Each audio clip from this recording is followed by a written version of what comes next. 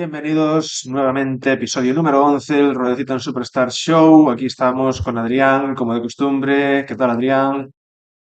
Muy buenas, Javier. Pues sí, ya estamos en el episodio 11 y otra vez volvemos otra semana más con más noticias interesantes que comentar. Así es, hoy vamos a hablar especialmente de un tema que, bueno, está encima de la mesa porque una empresa portuguesa, Altri, dedicada a la fabricación de pastas textiles para uso industrial, para la industria textil, pues tiene planeado pues crear una planta de fabricación en Galicia, más concretamente en Palas de Rei. El Lugo, Y bueno, justo. queríamos comentar esta inversión que esta empresa portuguesa quiere hacer aquí, analizar, bueno, los pros y contras, cómo está la gente reaccionando ante estas noticias y, por supuesto, saber la opinión que tienes tú acerca de esto, Adrián. Vale, antes de nada hay que poner en contexto cómo ha surgido que ahora pues está previsto y digamos que la Xunta en este caso le ha dado viabilidad a este proyecto, ¿vale? Que se trata para lo que es una fábrica de producción de textil de celulosa, que será en este caso la más grande de Europa y que se pondrá al final una inversión total de cerca de los 900 millones de euros, ¿vale? Hay que recordar que desde se lleva hablando con ellos el interés que puso el gobierno de Galicia en la Xunta declaró que ese mismo proyecto como algo estratégico en diciembre de 2022 y ahora se ha concluido y se ha dado, digamos, vía libre, ¿no?, a este proyecto. Datos importantes. Esta multinacional portuguesa Altri viene de estar en Portugal con bastantes denuncias y delitos medioambientales que ha cometido en Oporto, que es donde tiene su sede, ¿vale? Y en otras zonas. Tiene bastantes casos abiertos por delitos medioambientales. Con lo cual, como consecuencia de esto, en la localidad de Palas de Rei, en la provincia de Lugo, ha habido diferentes asociaciones, digamos, ecologistas y de grupos de vecinos de una zona. Y estamos hablando que esa al final se va a destinar a que se va a instalar en Palas de Rei, una zona que precisamente va a tener el tema de la construcción ya de por sí y luego la puesta luego en funcionamiento, en marcha de esta fábrica textil, de un impacto medioambiental, de una huella ecológica que va a dejar bastante grande e importante, porque recordemos que en esa zona justo donde lo van a hacer, se supone que es un parque natural que está, bueno, se supone, pues eso, protegido de alguna manera y que se lo van a cargar del todo. Entonces, por eso lo que están buscando es que, claro, a finales de 2023 la compañía fue que presentó esa documentación necesaria para esta tramitación, ¿no? Y la autorización correspondiente ambiental, que arrancaba con un proceso burocrático que se preveía pues eso, que fuera muy complejo y cargado de tensión debido al fuerte rechazo que provocaba, como decimos, de parte de diferentes colectivos ambientalistas con mucho peso, como es la plataforma de la Ría de Pontevedra, ADEGA o de Ecologistas en Acción, que lo que quieren es, pues, como es lógico, impedir la construcción de una planta que, según sus datos, ocupará tanto terreno como la extensión de Santiago de Compostela y que precisará de un consumo diario de agua superior a la que la emplea toda la población de la provincia de Lugo en un mismo día. Es decir, estamos hablando de un impacto medioambiental muy bestia y que se Así permita es. esto es Y bastante grave. para dar unas cifras y, bueno, unas cifras clave que la gente pueda entender un poco el impacto que va a tener esta fábrica, en el caso de que se lleve a cabo el proyecto y de que se pueda construir y de que empiece a producir. Estamos hablando de que quieren adquirir un terreno que ocuparía en torno a unas 200 hectáreas. Esta fábrica consumiría alrededor de un 10% de la madera de eucalipto que se consume en Galicia, que es una auténtica barbaridad. Además de ello, es una fábrica que pretende dar empleo a miles de personas. Dicen que van a crear 2.500 empleos 2.500, van a exacto, crear, dos se mil supone. quinientos nuevos empleos. Cuenta con ya el apoyo de la Administración Autonómica, de la Xunta de Galicia. De hecho, anuncian a través de los responsables de la Xunta de Galicia, Alfonso Rueda dice que lo harán aprovechando la ley de simplificación administrativa que permite acortar los plazos para llevar a cabo el proyecto, lo que les facilita aún Tiene más tela. bueno, que el proyecto se lleve a cabo. Otro de las cifras clave o datos clave bueno, de esta inversión es que también esperan contar con la financiación que proviene de los fondos Next Generation, bueno, que provienen de Europa, básicamente, que va a consistir entre el 25 y el 30% del total invertido, que se estima que en la primera fase va a ser de unos 800 millones de euros. Y bueno, además de ello, pues es una empresa que lo que pretende hacer aquí es utilizar la madera de eucalipto para fabricar principalmente una fibra textil que es el iluro, perdón, iluro no, más concretamente su nombre es el Liocel.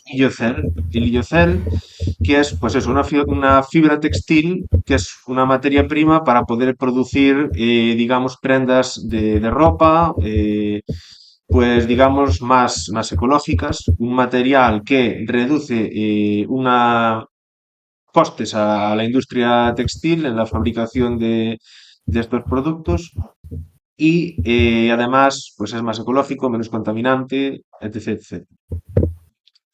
Claro, pero por otra parte, es como pasó con un poco con el ideario, ¿no?, que tienen algunos y que son fanáticos del vehículo eléctrico. Es decir, el vehículo eléctrico en sí, lo que se produce no contamina, pero el proceso de producción que conlleva crear ese vehículo eléctrico contamina mucho más que la creación de un vehículo de combustión.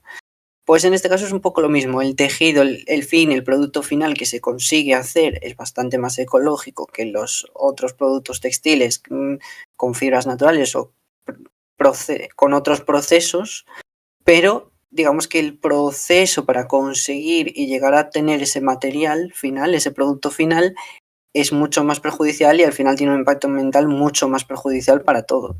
Estamos hablando de datos como, por ejemplo, que se van a hacer un consumo de 640 litros de agua por segundo, es una bestial, y que a su vez es el equivalente a 17 piscinas olímpicas al día en consumo de agua, en volumen del consumo de agua que van a hacer.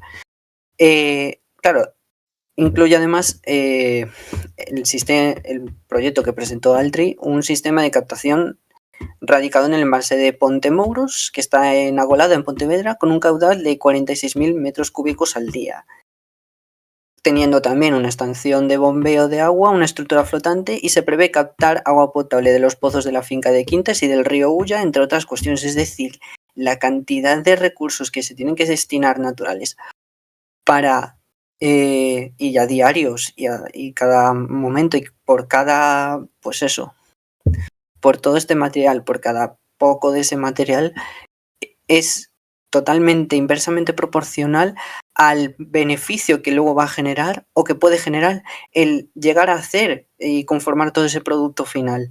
Es mucho peor, es por eso digo, lo comparo con el vehículo eléctrico, porque creo que es una buena analogía de, sí, el producto final está muy bien, es muy ecológico, pero el proceso que se ha llevado a cabo para llegar a eso, el impacto medioambiental que dejas por el camino con todo ese proceso es mucho más irreversible, es decir, es imposible y es inviable a día de hoy. El proyecto también pues detalla que la planta tendrá una capacidad de producción anual de 400.000 toneladas métricas de la pasta secada al aire anuales y de 200 toneladas del que comentábamos, del liocel, el tejido ese artificial ecológico que se fabrica a través de la pasta de madera de los eucaliptos. También la materia prima básica se usará en 1,2 millones de metros cúbicos anuales de madera de eucalipto.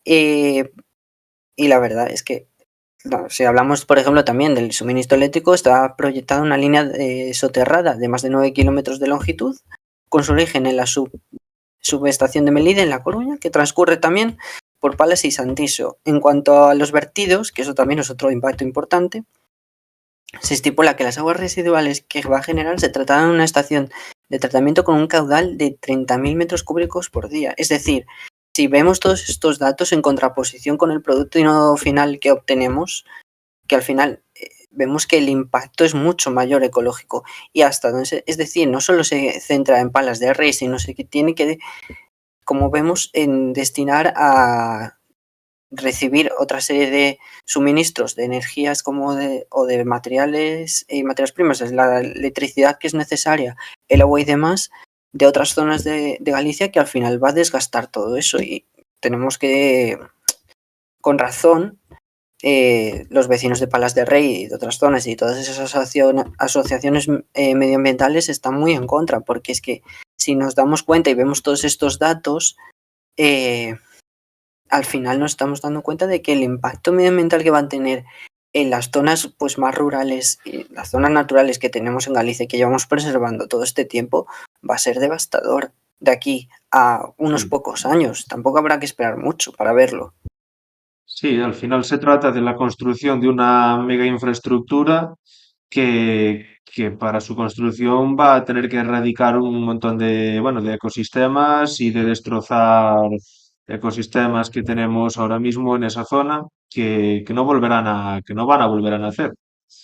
Ujú. Y el consumo de un 10% de la madera de eucalipto que se corta en Galicia, que necesitará esa fábrica, es también bastante alto, un consumo muy elevado.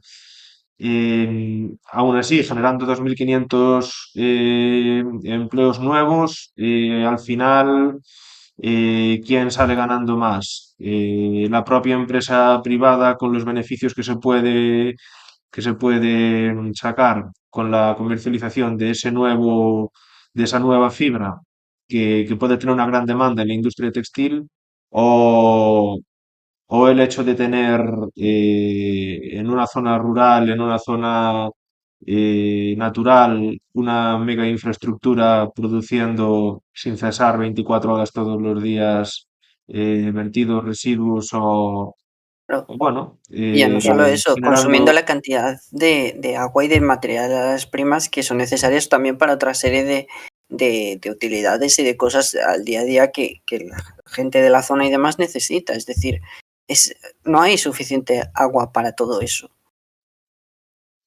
De las razones por las cuales llevan a los directivos de esta empresa a instalar, bueno, a querer poner sus instalaciones justo en ese sitio, en Palas de Rey, es, según ellos argumentan, el hecho de disponer en esa zona de agua dulce. No es el hecho de poder estar cerca de los eucaliptos, de tener, digamos, la madera cerca, sino más bien el hecho de que hay, pues, más agua dulce por esa zona. Al Ujú. principio también intentaron barajar otras ubicaciones, como en A Coruña, en la zona de Amariña, pero finalmente quieran decantarse por Palas de Rey. Muchos vecinos se han manifestado abiertamente en contra. Al parecer, la empresa inició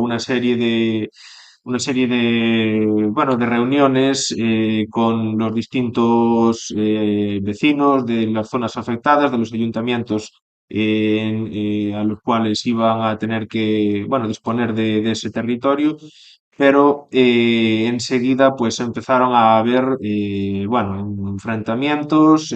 Por parte de la empresa afirman que los vecinos pues son agresivos, que no quieren mantener una actitud dialogante, que están en contra de ellos y han empezado a, bueno, dejar de hacer las reuniones informativas, no quieren negociar ni hablar con nadie. Y bueno, los vecinos y las personas de Palas de Rey están pues manifiestamente en contra de todo lo que esta empresa quiere llevar a cabo aquí en Galicia. Y bueno, ellos esperan que en los inicios de 2025 esperan por parte de la empresa iniciar la construcción e incluso tienen previsto dentro de 2 años más empezar a producir. Aunque A bueno, ver, parece que los vecinos y las personas que viven ahí pues están abiertamente en contra y no van a permitirles que se asienten en sus territorios bueno, para construir una fábrica así de buenas a primeras. claro, por supuesto, es que no puede ser de otra manera. No, yo ya había escuchado lo que decías tú, que al final por parte de la empresa decían o les calificaban los vecinos de la zona de que eran bastante violentos y que no tenían las razones, pero ¿cómo quieres que una multinacional les vaya a cambiar su vida y su forma de estar y vayan a crear y generar un impacto medioambiental tan fuerte en una localidad de Galicia y en otras partes de Galicia, en entornos naturales que se supone que están protegidos o deberían estar protegidos, y que supone al final un gasto de materias primas fundamentales para el día a día. ¿Cómo pretendes que al final los vecinos estén contentos? No hay manera de convencerles. Es lógico que lo piensen. Yo lo pienso y a mí, yo cuando leí esto dije, es que esto no lo podemos permitir. Tiene que haber alguna manera para forzar a que esto no sea posible. Pero bueno, también digo una parte, disfruten de lo votado porque gracias al gobierno de la Junta del PP tenemos esto que tenemos y luego nos encontramos con estos problemas, es decir, con una serie de políticas empresariales que, bueno, que dejan entrever que al final lo principal y la gran emergencia climática que estamos teniendo no solo aquí, sino en el resto de España y en el resto del mundo, no importa tanto cuando hay cientos de millones de por medio, digamos. Con lo cual, vamos, todo el apoyo a todas las personas de Palas de Rey y demás, porque esto no se puede consentir. Es decir, que venga aquí una empresa, sea quien sea, que da igual la empresa que sea, pero en este caso que venga de Portugal sabiendo la serie de delitos medioambientales que han cometido y que han sido juzgados por ellos y están, bueno, tienen varias causas abiertas por este tipo de temas, que se permita este tipo de cosas, ¿no? Que no hayan visto, oye, esto no lo podemos permitir sabiendo la mala publicidad que nos puede dar. A todo con esto, el BNG abrió una nueva iniciativa, ¿vale? Que es para presentar, bueno, pues la desconformidad con respecto a eso, que yo creo que sería bueno que lo dejáramos el link en uno de los comentarios o en la misma descripción del vídeo, que lo dejaremos por ahí, para presentar, pues es una propuesta para que al final no se termine construyendo, ¿no? Y no se termine formando esta nueva planta de esta empresa, de Altri. Es la única manera, ¿no? De activismo ecológico y que tenga sentido para poder forzar, ¿no? Y presionar a esta empresa que al final no llega al acuerdo y que no la acabe, vamos, construyendo ni se acabe produciendo todo eso en Galicia, porque está claro que es que no se entiende y creo que al final estamos en un momento en el que hay una emergencia climática bestial en la que no podemos dispararnos al pie, es decir, nos estamos disparando al pie, queremos conservarlo, pero al mismo tiempo, en cuanto hay cientos de millones de por medio a costa de un impacto medioambiental tan bestia y tan grande que no sabemos realmente cómo nos va a afectar, es que ya no solo va a afectar el entorno, y el entorno hay que tener en cuenta, si tenemos un entorno saludable, vamos a tener nosotros buena salud. Si tenemos un entorno en el que hay muchos agentes contaminantes, que al final acabas bebiendo aguas residuales, más que están llegando a casa a tu grifo para poder cocinar, para poder beber, también perjudica tu salud.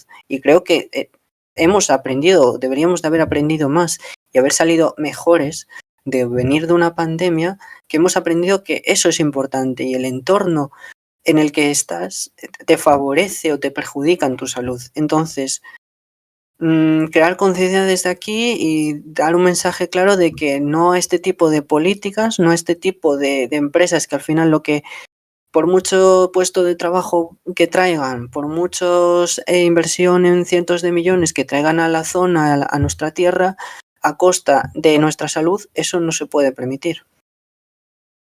Efectivamente, además da la sensación de que cualquier proyecto que parezca cumplir con los requisitos para conseguir una financiación de los fondos Next Generation, al final da igual lo que vayas a hacer. Con que cumpla los requisitos para acceder a fondos de la Unión Europea, parece que por parte del asunto todo es bienvenido.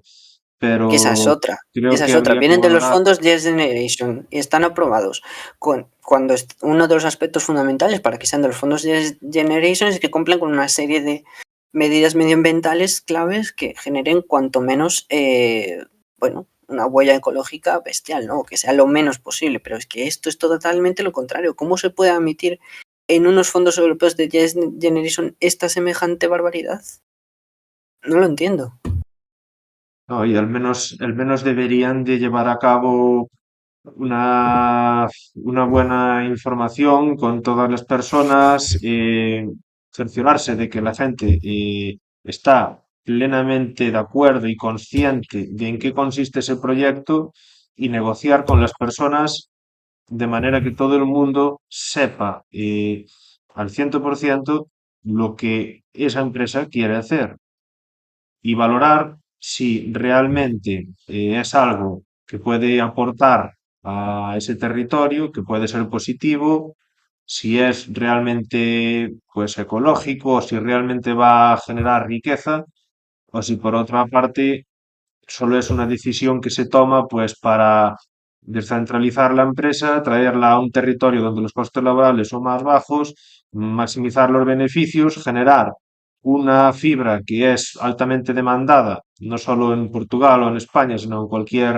empresa que esté en la industria textil y que necesite esa materia prima que puede estar erradicada bien en España o bien en Turquía o bien en China, y si realmente genera riqueza y no destruye nuestros ecosistemas, pues a lo mejor pues no hay ningún problema, pero si va a destrozar todos los ecosistemas, utilizar una barbaridad de recursos, muchos más que a lo mejor en otros lugares en los que la construcción de esa fábrica puede ser mucho más viable, pues entonces pues deberían de pararle los pies y no darle todas las facilidades con la ley de la simplificación administrativa para cortarle los plazos, que lo puedan hacer en prácticamente un año, aunque cuenten con todo el descontento y con bueno, con toda la gente en contra de ellos. Yo creo que sería un error llevar a cabo la creación de una fábrica teniendo a todo el pueblo en contra solo por el mero hecho de que vas a coger una financiación de entre un 25 y un 30% de unos fondos europeos.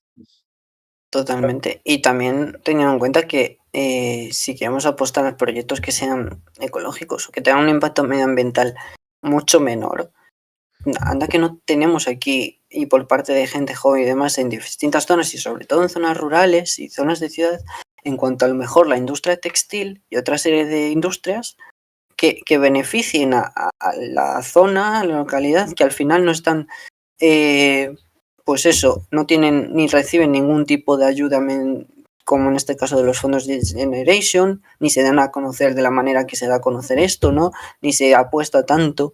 ¿Por qué? Porque viene una empresa multinacional que va a dar cientos de millones a la Junta y eso le va a repercutir en una mayor imagen, ¿no? Una mejor imagen de cara a la Junta.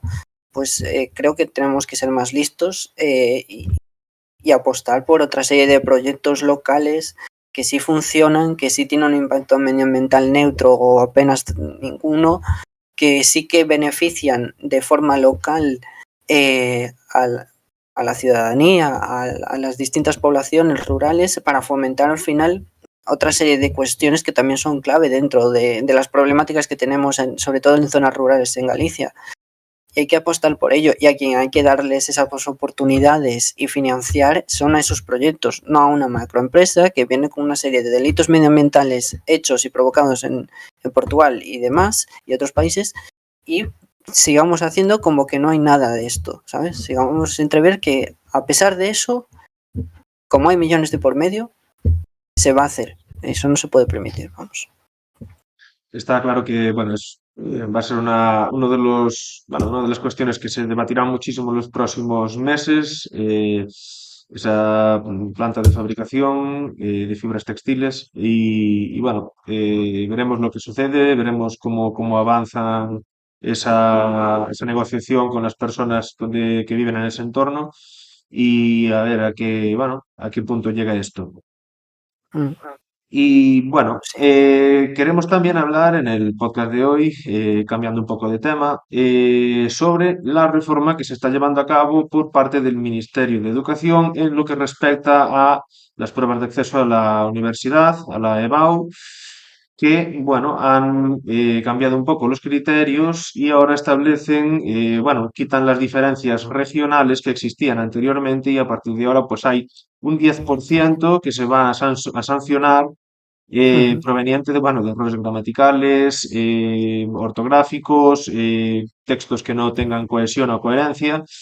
Y ujú. además de ello, pues aquí en Galicia más concretamente van a introducir pues preguntas que tengan que ver con la actualidad. Eso es. Eso está clave, Está muy bien. El tema de que al final, tema de las faltas de ortografía, creo que más o menos todos sabemos lo que suponen, ya no exámenes de la BAU, pero también en cualquier otro examen que hemos hecho en instituto, secundaria, bachillerato y demás, me parece que es muy bestia cuando se le está pidiendo que al final sean preguntas, generalmente más ahora sean capaces de hacer especial énfasis, pues eso, en aplicar una serie de conocimientos, en que sean preguntas mucho más de desarrollo, y es inevitable que al final cometas una serie de errores ortográficos, porque al final tienes el tiempo que tienes, que ahora van a durar 40 minutos, pero tienes el tiempo que tienes que hacerlo todo lo más posible y la presentación, y encima cumpliendo con que tengas una presentación buena y decente, que se entienda, que sea legible, etcétera. Es bastante complicado, es decir, sobre todo hablando de alumnos de 17, 18 años que se van a enfrentar a eso para acceder a la carrera que ellos quieren, llegar a la puntuación que se pide, etcétera, etcétera. Y porque tengan algunos errores, bajarles tanto cuando sabiendo que sin ningún tipo de error y contando esos errores ortográficos podrían llegar perfectamente a la nota, ¿qué estás valorando ahí? Que saben y saben aplicarlo y que realmente se merecen pasar con la nota que tendrían que tener realmente si las faltas a la carrera que ellos quieren porque se han esforzado en hacerlo y has visto que lo han hecho muy bien, o vamos a penalizar siempre que cuando haya algún error ortográfico se tenga que fastidiar esa persona y tenga a lo mejor al año que viene volver a entrar o entrar en una carrera que a lo mejor no le gusta. ¿De verdad vamos a perjudicar eso de esa manera? Pregunto. Sí, bueno, es un tema un poco polémico, el hecho de, bueno, al final cuando una persona está intentando, pues eso, de entrar en una cierta de titulación, pues está claro que esas faltas ortográficas o gramaticales, pues pueden restar puntos y evidentemente condicionan la nota final que vas a conseguir. El hecho de que el peso total de la nota sea de un 10%, penalice un 10%, pues al final no deja de ser algo, pues bueno, que siempre va a ser un poco debatido. Ujú. Porque obviamente en una prueba de acceso a la universidad siempre hay mucha presión. Recordamos que obviamente ya todos los alumnos se preparan durante 2 años en el bachiller para conseguir superar esa prueba. Obviamente hay una presión muy alta y Ujú. obviamente un 10% de la nota para todas estas personas que van a pasar las pruebas es un porcentaje que aunque parece pequeño no lo es, porque es un 10% que puede marcar la diferencia entre entrar en la titulación que llevas dos Exacto. años queriendo entrar. Queriendo entrar y que tu pasión es lo que quieres hacer, sí, sí, totalmente. Luego sí que hay otro punto que es clave, que decían que, bueno, que estos ejercicios requerirán que principalmente el alumno, pues, desarrolle su creatividad, su capacidad de pensamiento crítico, ¿no? Reflexión y madurez en la resolución, pues eso, de esa serie de preguntas o tareas adecuadas en las distintas competencias en las que va a ser examinado. Yo me pregunto, vale, en el examen está muy bien que se apliquen este tipo de cosas, pero dentro de lo que es esos 2 años de bachillerato, en los 4 años de la ESO, estaría bien que en el plan de educación, en la ley de educación, eso también se fomentara, esa creatividad, esa capacidad de pensamiento crítico, a la hora de reflexionar. Y lo que comentábamos también acerca de esos temas de actualidad que se van a tratar, al menos o se van a plantear en el examen. Quiero decir, si son todos esos puntos clave, ¿no?, que se quieren reforzar, ¿por qué no lo estamos haciendo ya desde las propias aulas? Es decir, no siguiendo como seguían, igual te habrá pasado a ti en la ESO, el bachillerato, siguiendo siempre el mismo programa, los mismos temas, y no fomentar que al final hay, por supuesto, temas más fáciles o temas que también a poder hacer ese tipo de cosas, ¿no? Desarrollar la creatividad, o tener capacidad para un pensamiento crítico, generar debates entre el resto de los alumnos. Yo recuerdo que habíamos hecho algunos en mi instituto y que eran fundamentales y claves para poder generar un pensamiento crítico, porque al final, quieramos o no, y las personas que están estudiando ahora el bachillerato y la ESO y demás, tienen mayor influencia de lo que es redes sociales, toda la información que reciben a través de internet, de los medios de comunicación, nosotros también lo hemos tenido, pero ellos con mayor impacto dentro de sus móviles, porque al final es su privacidad y no sabemos realmente qué es lo que qué información sobre estas cosas de actualidad están recibiendo, ¿no? Y creo que es más importante ahora que nunca desligarlo todo, intentar hablar de todo eso, fomentar un poco que la gente se exprese de forma libre, que al final debatan, que es lo más fundamental, ¿no? Sobre cuestiones que hay ahora en el día a día. Por ejemplo, también no se concibe en el apartado mejor de historia preguntar sobre cosas o acontecimientos históricos de hace siglos que ahora mismo no afectan y no tienen la relevancia que han tenido acontecimientos históricos propiamente de la República, del franquismo, de la transición, cosas que son más cercanas, que les han podido contar a lo mejor historias sus abuelos, sus padres, cómo la han vivido, la transición sobre todo. O sea, la historia más reciente, entender un poco la historia más reciente, de dónde vienen y saber a dónde van en ese sentido. Creo que es clave y que eso, que haga más hincapié en eso está muy bien, pero que también lo hagan a lo largo del curso, porque si no, no se va... Es decir, vale, estamos implementando eso, pero digo, a la hora de la verdad hay que aplicarlo constantemente para que en su día a día ya no digan, bueno, en un examen tengo que hacer esto. No, en tu día a día lo puedes implementar también.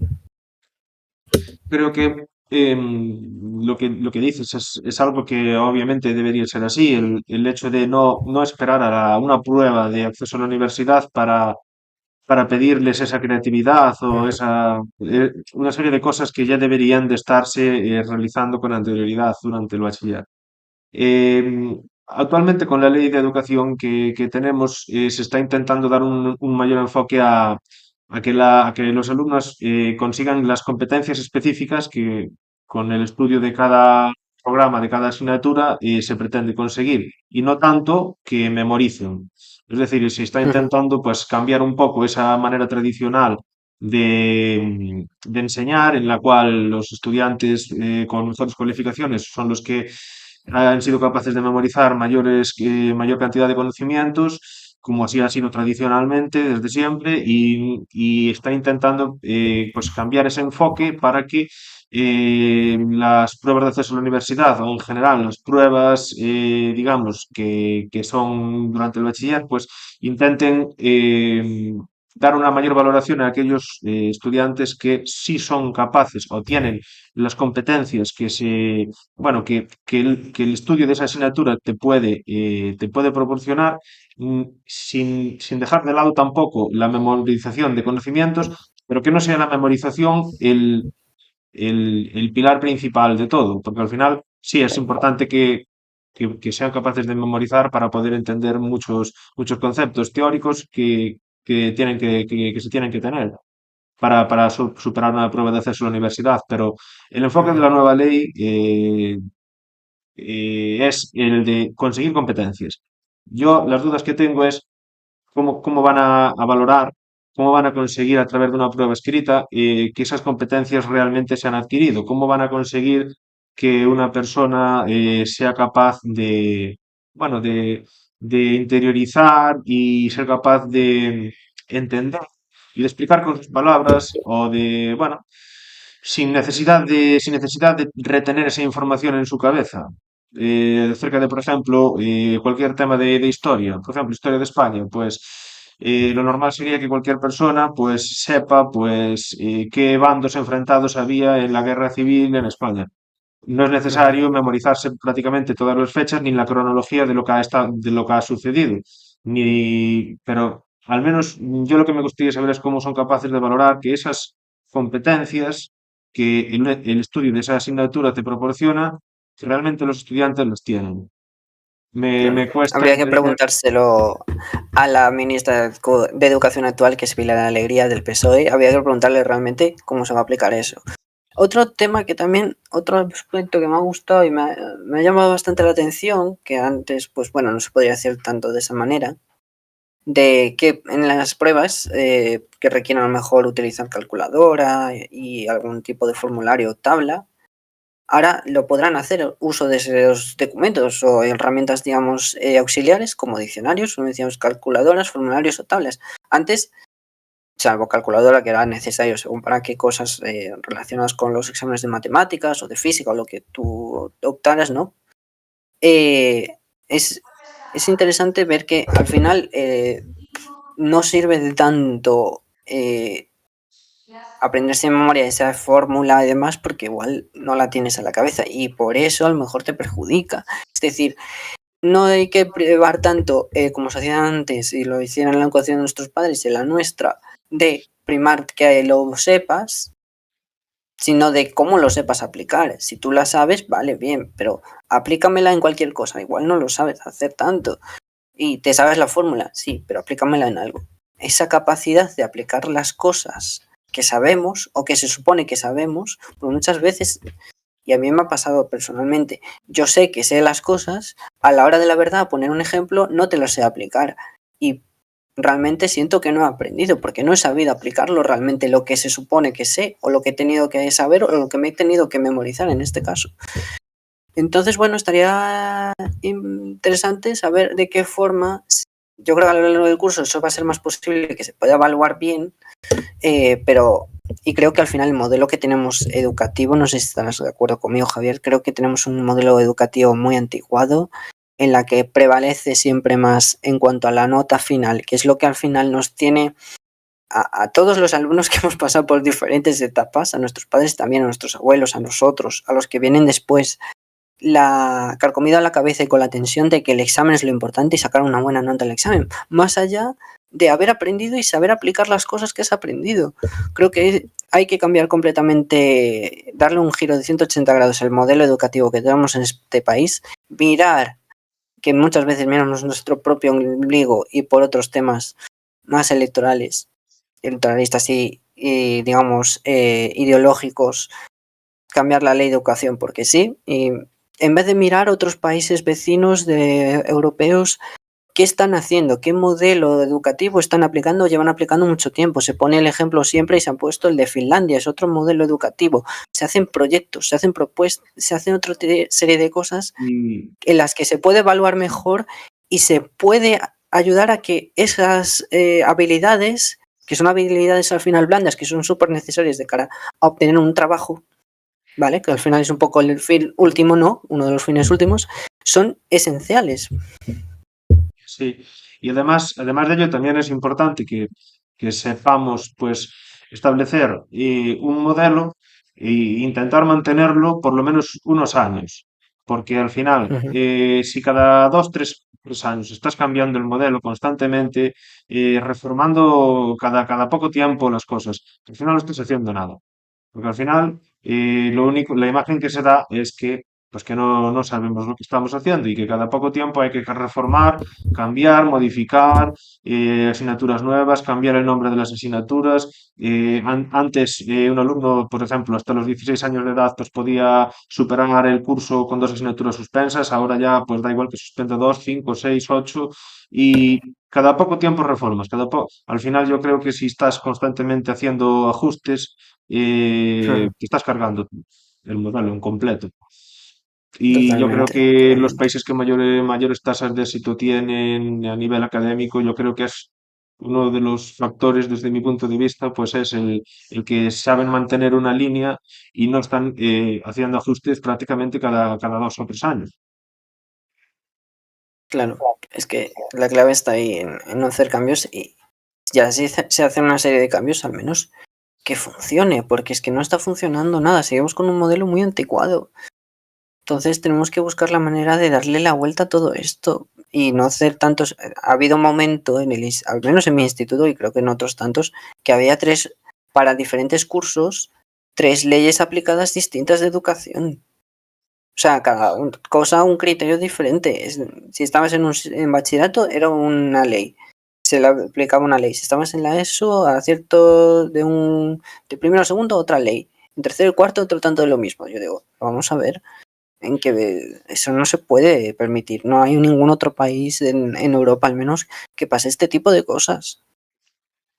Sí, siempre va a ser, bueno, es un tema también bastante polémico, bueno, los ajustes que se hacen muchas veces en la educación, pues para unos bien vistos, a otros pues son, bueno, criticables y bueno, al final todo es debatible, pero bueno, lo que está claro es que si es un modelo bueno y se mantiene en el tiempo y genera buenos resultados académicos, pues lo que interesa es mantenerlo, obviamente, y al final pues lo que se tiene que buscar es bueno, que los estudiantes consigan mayores tasas de éxito y sobre todo, no solo que consigan mayores tasas de éxito, sino que al final, pues tengan los conocimientos, tengan la cultura y la formación para saber convivir en la sociedad y para, bueno, darles una serie de herramientas que puedan tener un trabajo, que puedan desempeñarse profesionalmente o para también satisfacción personal de tener una cultura, tener unos conocimientos que siempre te pueden servir, ya no solo para un trabajo, sino para, bueno, para cualquier situación de la vida, para saber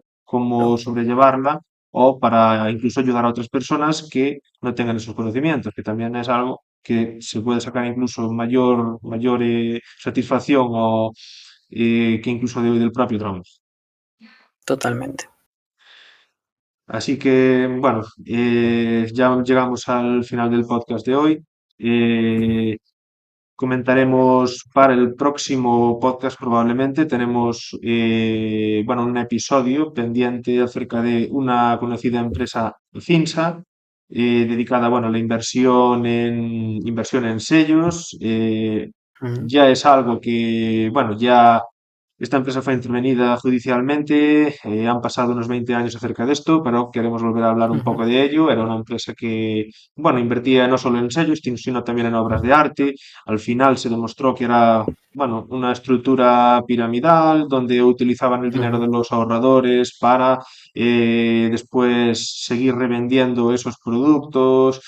Y bueno, daremos más información en los próximos vídeos. Quisimos comentar en bueno, estos dos temas que consideramos que son, bueno, de bastante actualidad e importancia, como son el claro. caso de la fábrica en Palas de Rey y la fábrica textil de material textil y Ujú. bueno, estas novedades en educación. Así que, bueno, volveremos para la semana que viene. Gracias, Adrián. Gracias a ti. Y Y nada, que se suscriban, que dejen like su comentario acerca de qué opinan de estos temas. Y nos vemos la semana que viene con otras más noticias. así es. Muchas gracias a todos por escucharnos o vernos y nos vemos por la semana. Hasta luego. Luego.